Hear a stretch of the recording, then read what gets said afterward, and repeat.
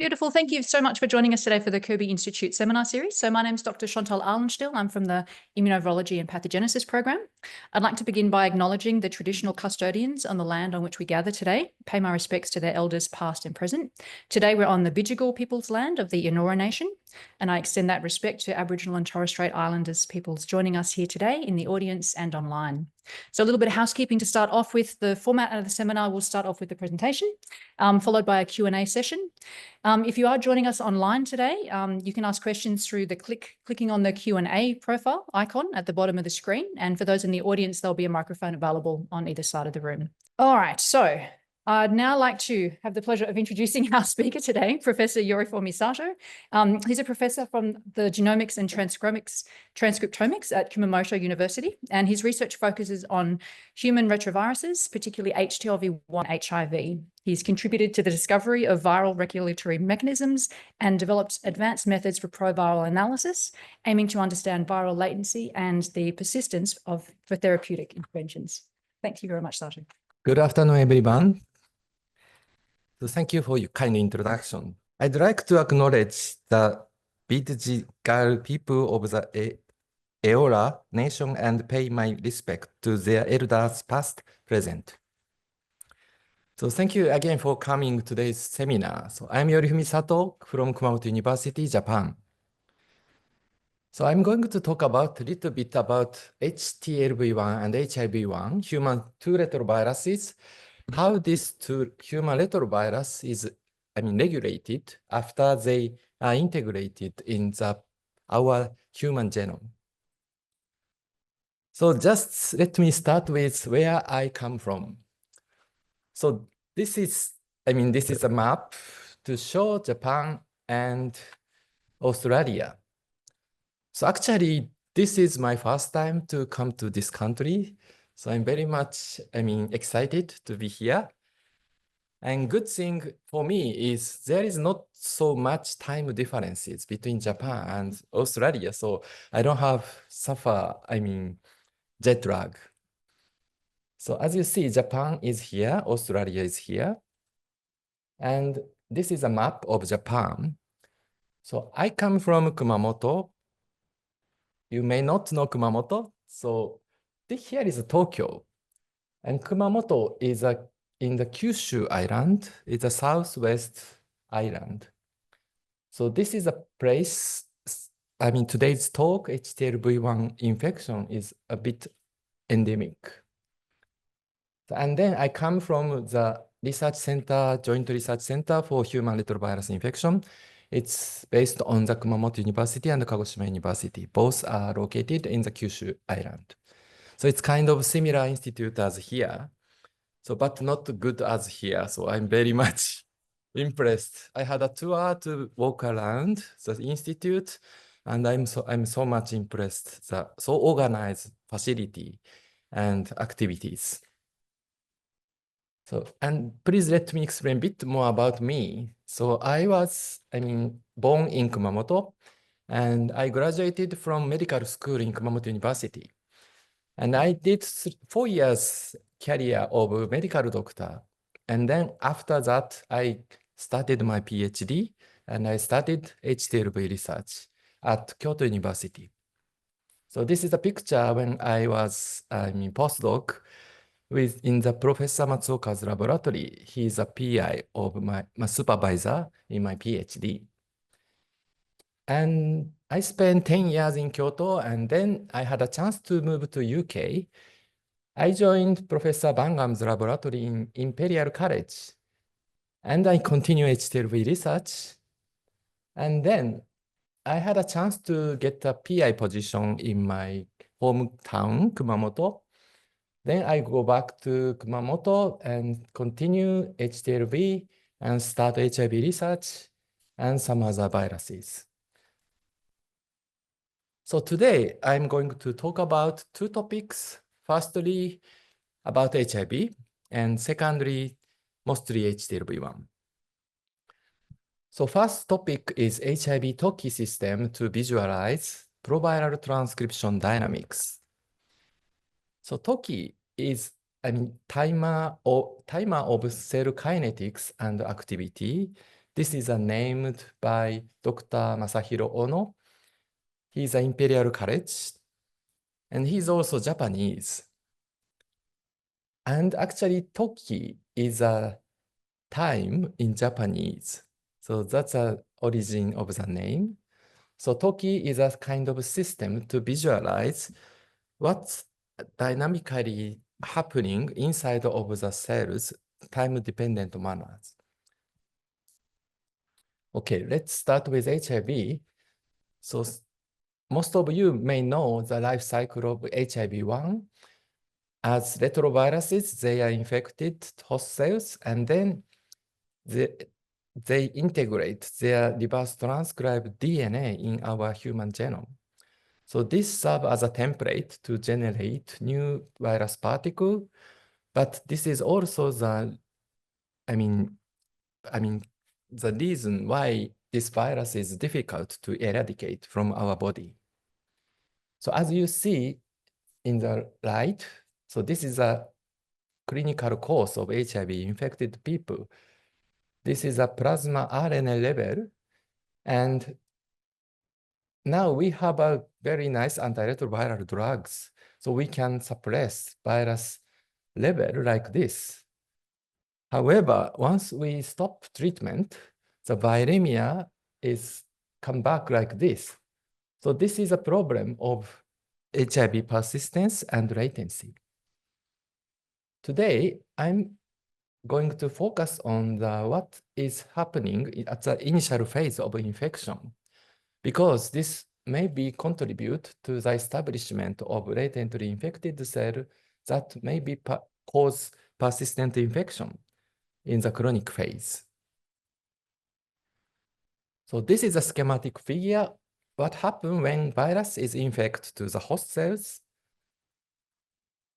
We can, this is a hypothetical idea, but some cell is just going to latent directly, and they never produce virus particle. On the other hand, some virus, once get the virus, they start to produce virus, and we know most of this producing cell is going to be die. However, some cells behave differently. Infection, expression, some of them going to be latent. So this kind of latently infected cell may be responsible for the persistent infection of these human retroviruses. So I'm thinking, what is a determinant of this kind of different fate of infected cells?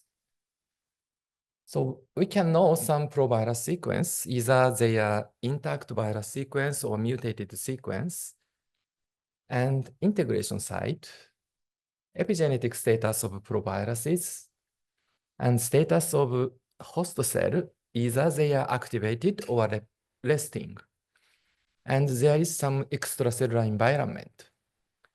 So these kind of factors may decide the fate of infected cells. So we want to know which cell is behave like that or activated latent by using some fluorescence systems. So this is very broadly used fluorescence system of GFP. So GFP is inserted in the HIV genome in the NEF region. So this GFP expression is controlled by 5' LTR. So this mimics the expression pattern of HIV. So if we go back to the schematic figure, so once HIV infect, if they express virus, they become positive for GFP. So if they keep express viruses, GFP is still positive, but once they stop expression, GFP still positive for a while because their half-life is a bit long.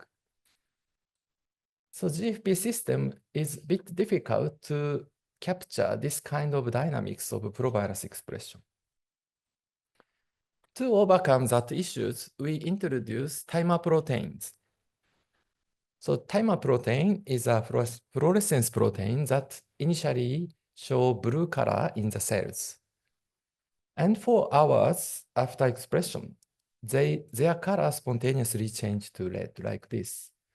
So by using this character of fluorescence, we can visualize, we aim to visualize infected cell like this. So when the infected cells start to express virus, they become positive for blue. If they keep expressing viruses, there is some both present, blue and red, so they become double positive. And once they stop producing viruses, the production of blue is stopped. So they become red positive cell like this. So by using this system, we try to separate different stages of provirus expression cells by microscopy or flow cytometry. To understand, heterogeneity of HIV-infected cell dynamics by establishing new infection model. Then we check that by experiment by making recombinant viruses by using timer-inserted HIV and make virus particle and infect the JACAT cell line and THP1 and activated CD4 T cells. And then we analyze by flow cytometry. So this is a result. Y-axis is blue, x-axis is red. So as you see, 1 day after infection, the cells start to express blue, and then some cell going to be double positive, and some cell become red positive like this. Same thing is true for the THP1. And also we try to infect primary CD4 T cells, and we see the same trend as cell line. So we also make another virus construct that has another expression cassette of NGFR. So NGFR is just deleted form of NGFR molecules that doesn't have an intracellular domain. They don't have a function, but they can have an extracellular domain. That molecule, we can have a marker for infected cells. So this molecule is expressed by EF1 alpha. As you may know, this is a constitutively active promoters. So in principle, all infected cells should express NGFR, but still timer protein is controlled by HIV, LTR. So by using NGFR, we can gate infected cells and then look at the provirus expression pattern by timer protein. This is a result. So NGFR expression starts to positive from 1 day post-infection, like this. And if we gated the positive cells, timer protein again start to express 1 day, and some of them become latent. So we confirm this expression pattern is consistent with virus RNA level. By using this model, so we firstly try to understand what is the role of virus integration site of this different behavior of infected cells. So again, this is a pattern of flow cytometry of timer proteins and blue positive, double positive, red positive, and negative cells. We sorted different fractions and extract DNA and amplify virus and host junction by PCR. After sequencing analysis, we map to the host genome to human chromosome. So we get some certain number of integration site events from each timer population to see are there any different integration site distribution.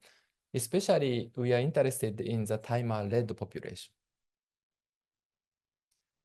So this is a relationship integration site and human genes. So as we know, the HIV preferentially target in genes. So we see more frequent integration, intron or exon. And these are the different timer fractions. And as you see, timer-led population, they have less frequency to integrate intron exon like this. So meaning that the coding region, they are normally expressed. So they are normally have some open chromatin. And they are more likely to be integrated and more likely to be expressed. So that means in intergene region is they are normally heterochromatin, closed chromatin. If they are integrated, such region, they are more likely to be silenced. So this is something we expect. So reasonably result. And then we further look at the epigenetic pattern, some histone modification, active marks, and repressive marks. So we compare the latent cell directly from infection and latent cell transiently expressed and then silenced. We want to compare these two different latent establishment may have different features. So actually, these are the comparison of two latent population. So timer-led population show less frequency in open chromatin region and more frequency in closed chromatin region. So that means, again, timer-led population, infected cells, they have more, higher frequency of virus integration site in the closed chromatin, but not so much in the latent cell from the beginning. So that's true if we look at the ZNF gene family integration. This is a gene family well known as a heterochromatin region. So same as previous two results, the red population is more likely to integrate such heterochromatin region. So there are, in this study, by using timer system, we distinguish two different routes of latent infected cell generation. And there are quite a different feature of latent mechanism. We next compare the integration site character between expressing cell after infection or latent cells. So there are not much differences in the frequency of host genes. And also, if we look at the histone modification patterns, if we compare blue and negative population, there is not much differences as we see previous slide. So meaning ZNF integration site is also same. So this is a bit unexpected result because latent cell should be integrated across the chromatin, but what we see here is there is not much, differences between positive or negative.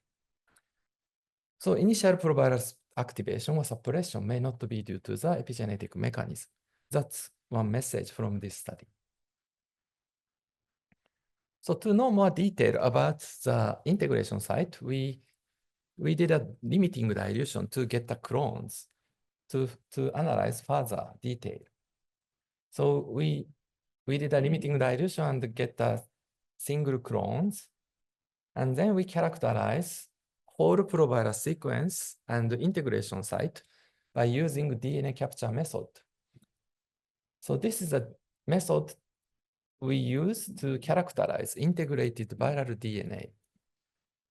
So basically, we use a DNA probes that target entire provirus region. So the probe we mixed with DNA library from infected clones to enrich provirus informations. Because the size of virus is very small compared with human genome. So we want to just enrich virus sequence by using these probes. And then we get this kind of enriched information from integrated proviruses. And we use this information to know the whole sequence and also integration site. So these are the clone integration site in human chromosome. Chromosome 1 to XY. And these are the name of the genes, the integration site. And this is a expression level of targeted host gene level. So some genes are highly expressed and some genes are not so expressed. So meaning, so there are still some expressing genes. That's why HIV target to integrate. So, but some genes are targeted in not so expressing ones. So, and we compare some, we see individual clones expression pattern of timer. I show 3 examples. One is not expressing, one very few expressing, and one relatively high expression. So then we look at where is an integration site, what is a character of integration site. So I show 2 examples, one few expression, one relatively high. So this is a chromosome positions, and virus is integrated in the opposite direction as host genes. And as you see, the histone modification patterns, we can know this region is highly transcribed like this. In contrast, the clone with this one is integrated very silenced region, but they still express virus some. So we also see the effect of virus infection on the host gene expression. So this is a JARCAT cell expression level ranking of 2 genes. This gene is highly expressed, and this gene is not so expressed like this. So if we see the clone expression, their ranking is not so changed, but some slightly their expression is increased, maybe due to virus integration. So it's still mystery. So many different integration sites, they may have some role, but I mean, by using this, our Toki systems, so we are going to analyze more in detail now by using single cell approach and I hope I can show you next time more in detail. So, but so far study we published last year in this paper. So if you are interested in please visit our papers. So this is our team, and this study has been done PhD student from Egypt.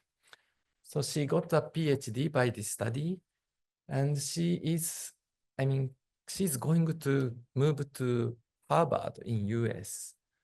But as you may know, now it's a bit tough situation. She is still waiting to get a visa to go US. So let's hope situation will be improving. Okay. Let's move to second topic, intragenic regulation, differentiate latency, HTLV-1 and HIV-1. So I talk about HIV-1 so far. So this slide, I comparing 2 human retroviruses, HIV-1 and HTLV-1. So as you may know, HIV is come from primate and non-human primate about 100 years ago. But they distribute human population very rapidly. Now, around 40 million people are infected with HIV-1. In contrast, HTLV-1, we don't know exactly, but we estimate they come from non-human primate 10 to 20,000 years ago. So more than 100 times long time ago. But they still distribute locally like this. Some in Japan, some in Australia, some Africa, some Southwest, South Central America. So, and the total people is 10 million. So their distribution capacity seems to be so different.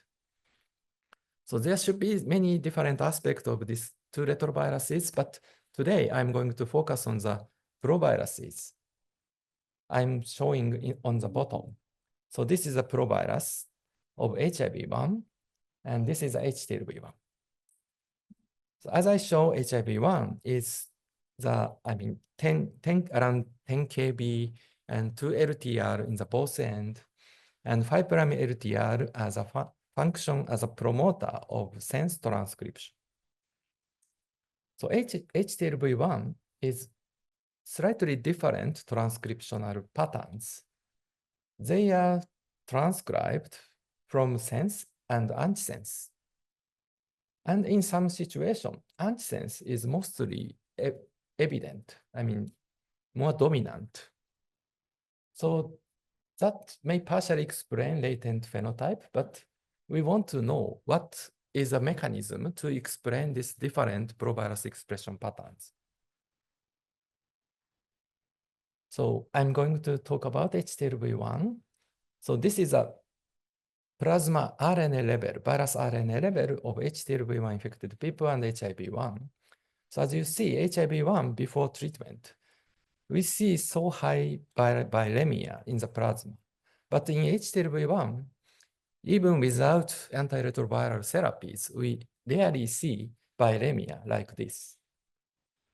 Then how HTLV-1 can persist human host? So we believe, so HTLV-1 does not produce virus particle a lot, but they persist by cell-to-cell infection like this. The infected cell attached to the uninfected cell, then they achieve new infection. And also, there is a character of HTLV-1 to proliferate or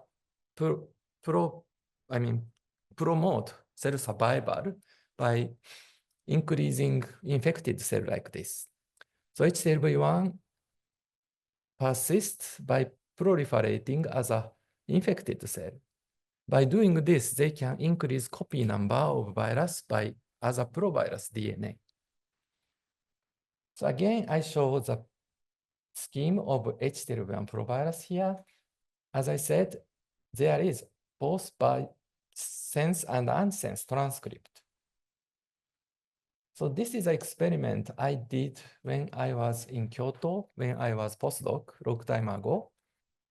So this is just RT-PCR to see the RNA expression level from sense and antisense.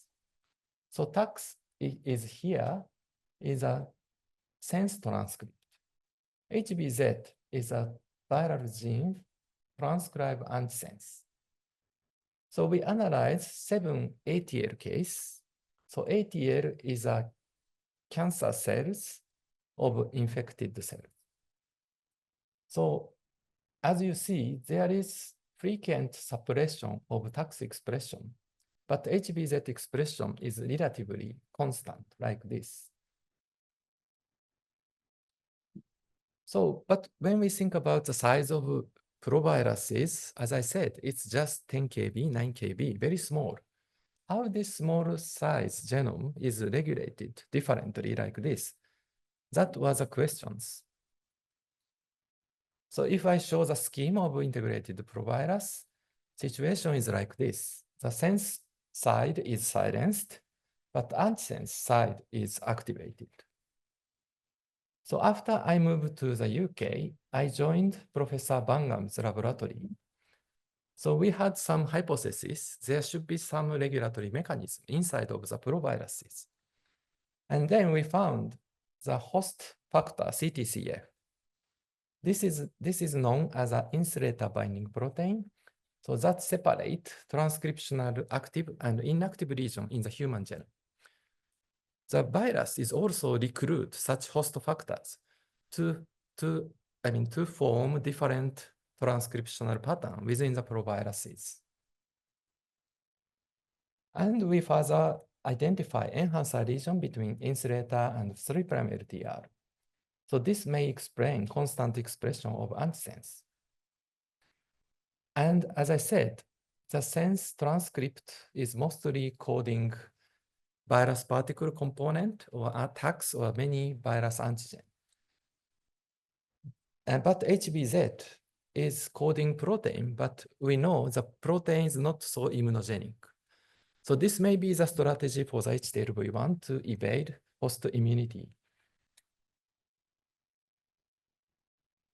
So, but when we think about, steady state HTLV-1 is latent, that's okay. But when, virus infection from infected individual to uninfected individual by blood or some breastfeeding, some latent cells should be active to achieve new infection, new host. So that's also we know this latent state can be deactivated. So this is an experiment to cultivate blood from patient and in the flask, ex vivo culture.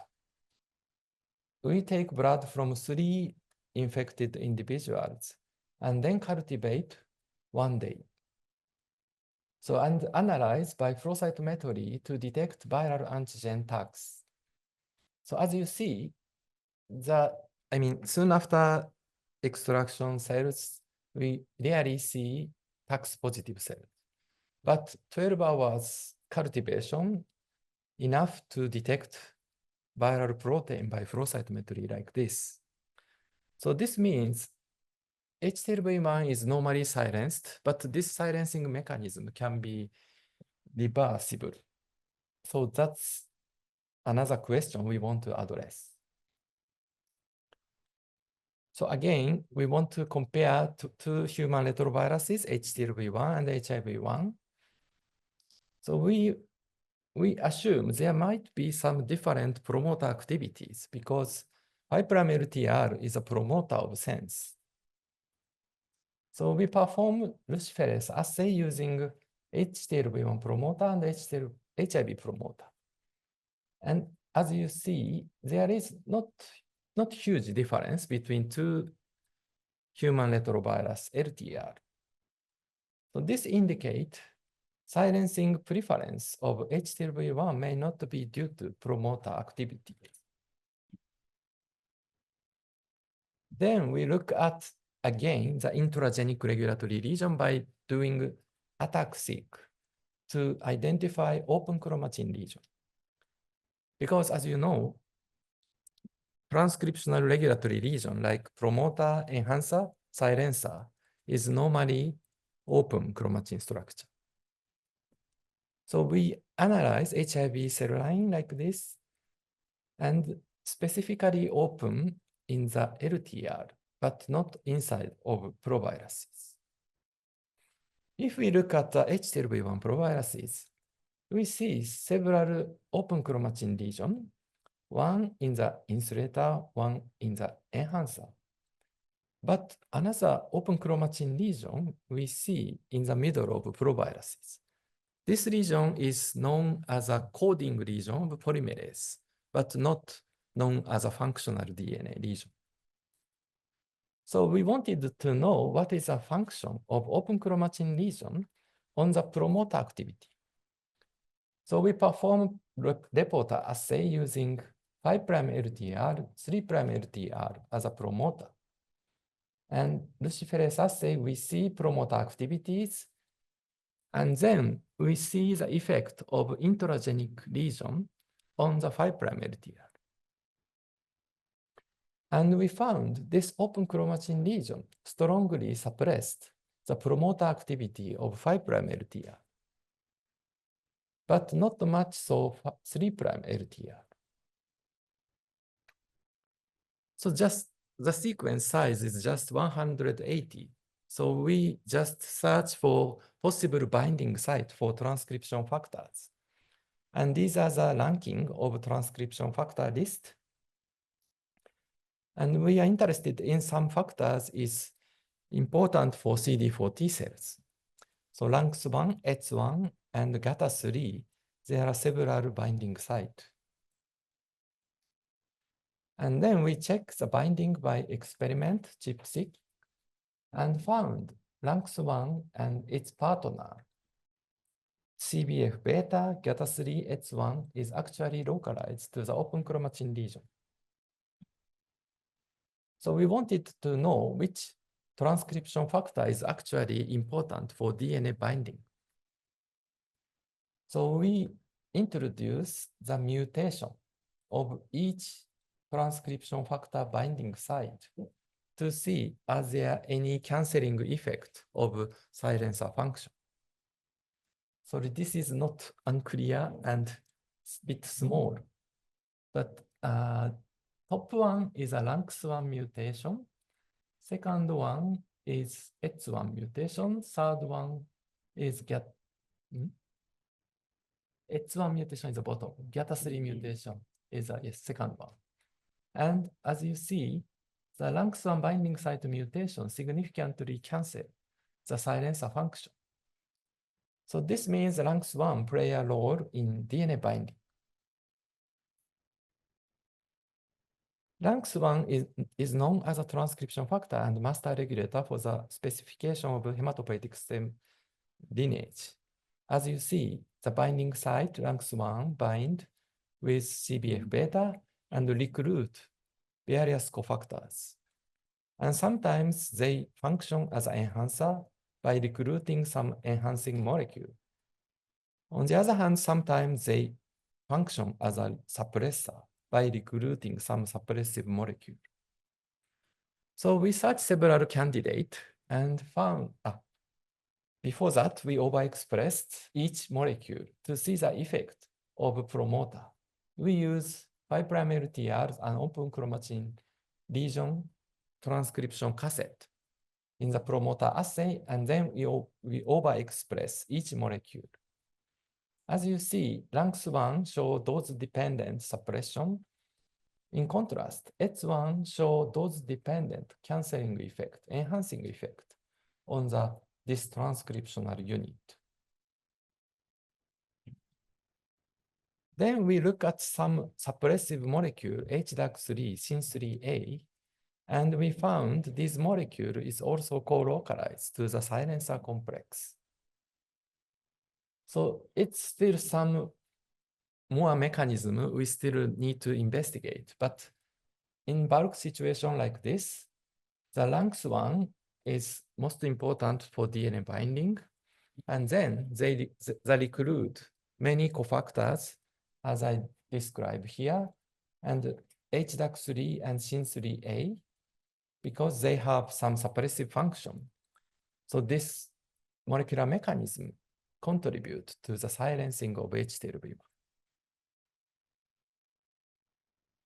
Then we want to know what is the significance of this silencer region in the total virus behavior. So to analyze that, we make the recombinant HTLV-1 that doesn't have silencer in the genome. So to make mutant viruses, we introduce mutation in the LANX1 binding site like this. So I highlighted 4 nucleotides we changed, and that doesn't change coding sequence of polymerase. So meaning we didn't change the protein structure, but change the binding of LANX1. So to confirm that, we did promoter assay again. Wild type sequence can suppress promoter, but this mutant sequence almost cancel silencing effect like this. Then we make virus and infect JAK T cells.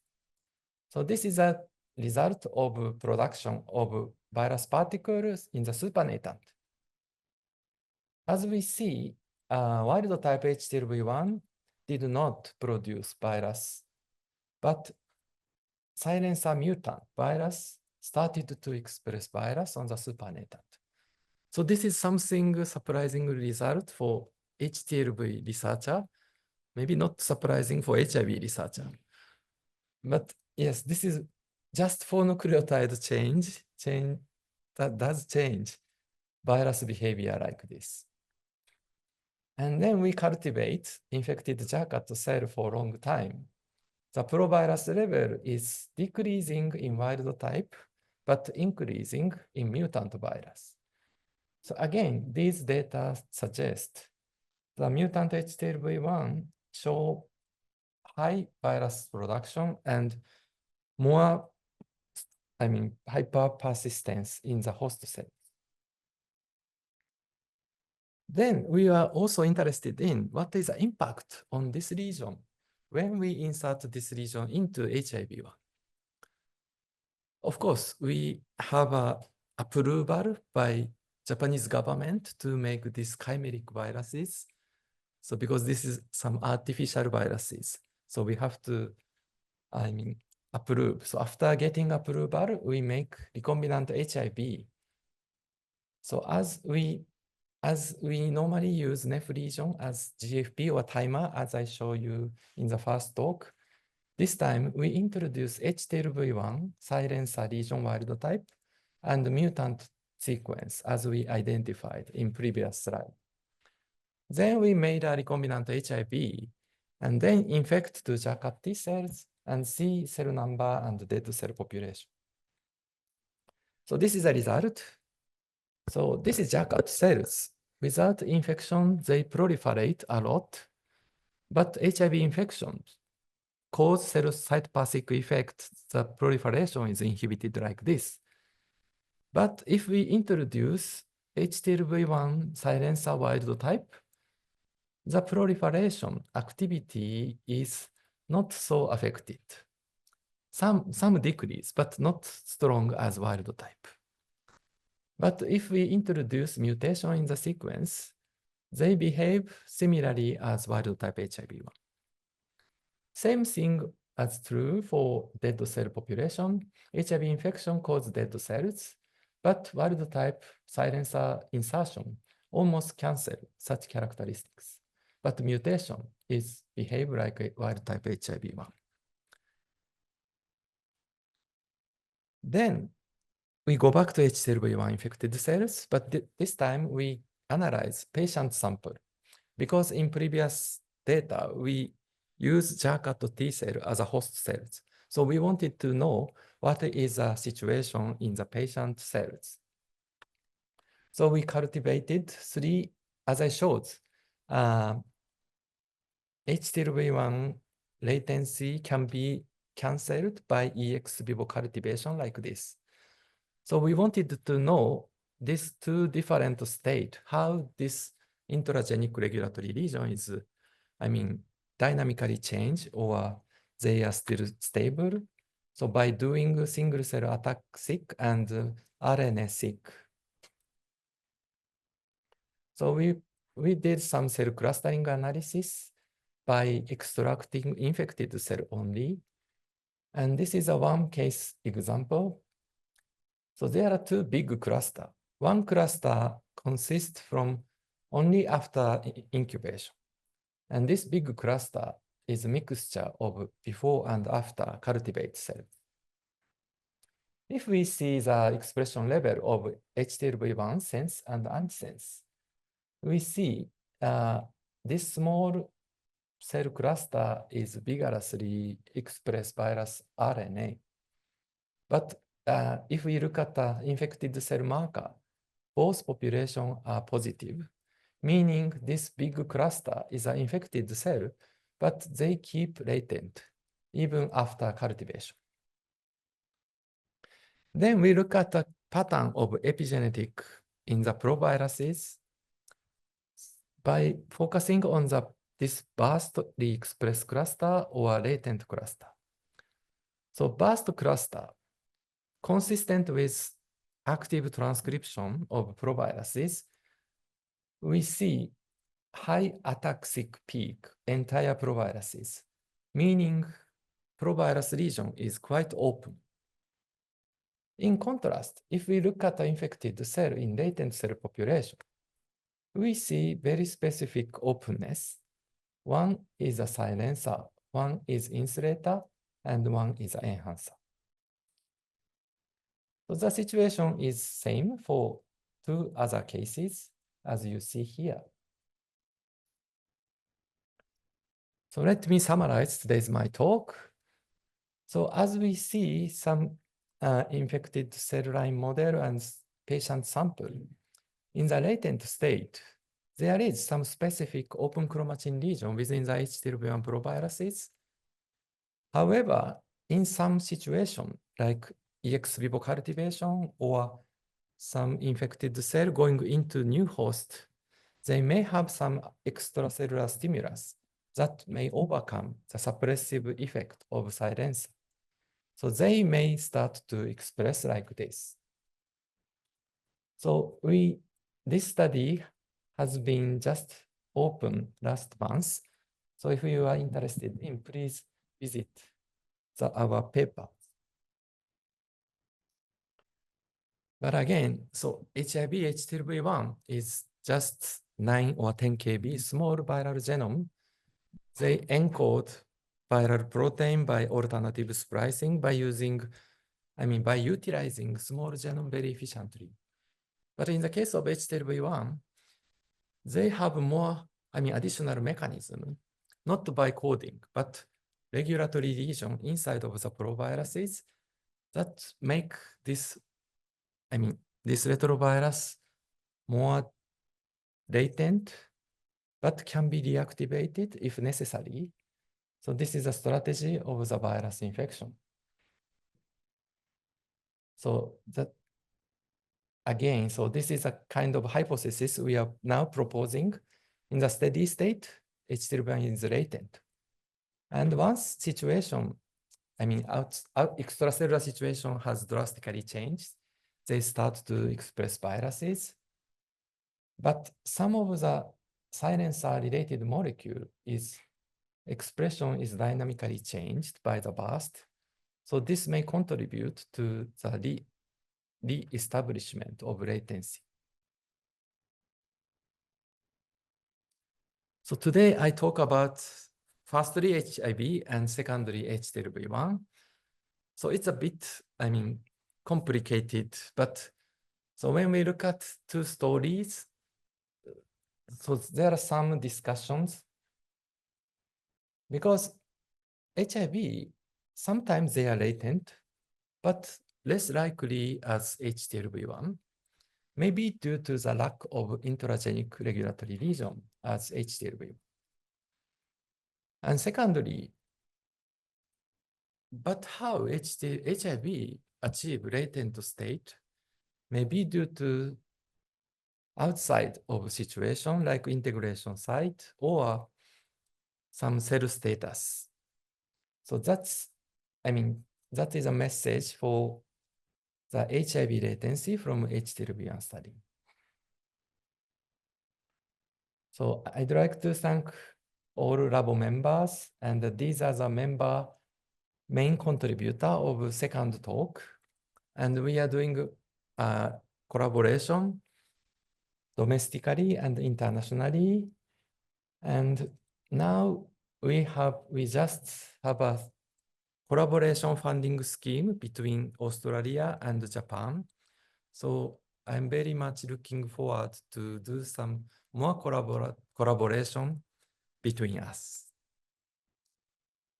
And that's all. Thank you for your kind attention.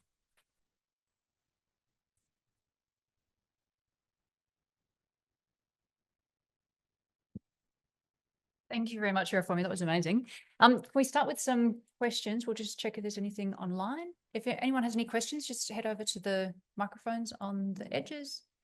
Okay, so we have one.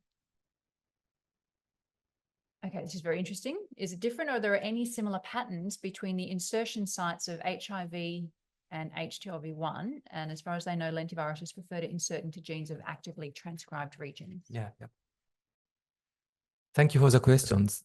I think both retroviruses prefer transcriptionally active regions, but less bias for HTLV-1. HIV-1 is more likely to be integrated actively transcribed genes. Yeah. Beautiful. I loved how you compared that HIV Mhm. has been around for 100 years, whereas HTLV-1's been around for 10 to Mhm. 20,000 years. Mm. That was, very eye-opening. Did you want to comment on whether HTLV-1 in that massive time frame compared to HIV may have developed some more tricks to establish latency, and whether potentially HIV might Yeah. do something in the future? Yeah, if we can have a proviral sequence from ancient samples, I can easily compare. But some study has been done in, Andes, some Mira or something, extract DNA. Mm. If that is not contamination, we can see the sequence. But not much. We don't have a good material to analyze it. And yes, I don't know. I don't either. Yeah, but this may be the cause. Mm. HIV may be too early to see such kind of system. We'll see. Yeah. Interesting. Stephanie, you had a question? Yeah, thanks for a very interesting talk. Going back to the difference between HIV infected cells that go immediately to latency versus produce and then go to latency.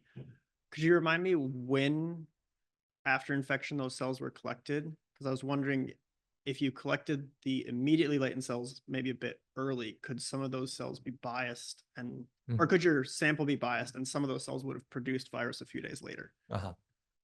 You mean HIV? Yeah. I didn't explain, but three days Okay. after infections. Okay, so we saw it. Yeah. Okay, thanks. Beautiful. All right. Any other questions? Tiana, come on up. Hi, thank you so much for your talk. I do apologize if this is a very naive question because I have zero HIV background, but I noticed for your HIV and HTLV recombinant virus, you cloned in that open chromatin region into the NEF area. Was there a reason to clone it there? Is there like another open chromatin region in HIV that could have also adopted it? Thank you for the question. So it's just technical reason. So we normally use the region as an insert external sequence. As I show first study, GFP, we insert there, but that doesn't much effect on the virus replication. That's why we use that. But we have some concern because that region is quite far from 5' LTR. But there was some report. Once HIV start to express, there is some chromatin looping between 5' and 3' LTR. And that is benefit for the active transcription by efficiently recycling transcriptional unit. So that's one report, 2008, to show the chromatin looping. So we believe, even though the region is far from 5' LTR, some chromatin structure may achieve some silencing effect. Beautiful. All righty. Any other questions? We don't have any other questions online from the audience? No, wonderful. Well, please join me in thanking Yorifumi for its amazing. Thank you.